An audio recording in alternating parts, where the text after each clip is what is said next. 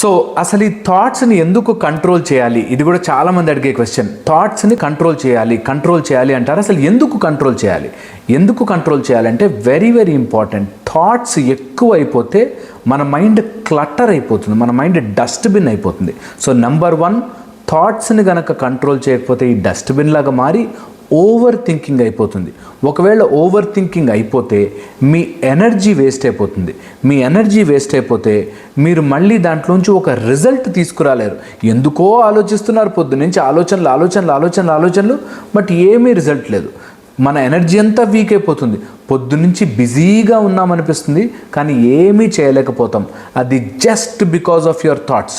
కొంతమంది చూడండి, మైండ్లోనే ఉంటారు, రోజంతా పనిచేస్తూ ఉంటారు, కానీ పెద్దగా రిజల్ట్ ఏముండదు, మెకానికల్ లైఫ్ అయిపోతుంది. సో అందుకోసానికి మైండ్ని, థాట్స్ని కంట్రోల్ చేసుకోవడం చాలా చాలా ఇంపార్టెంట్.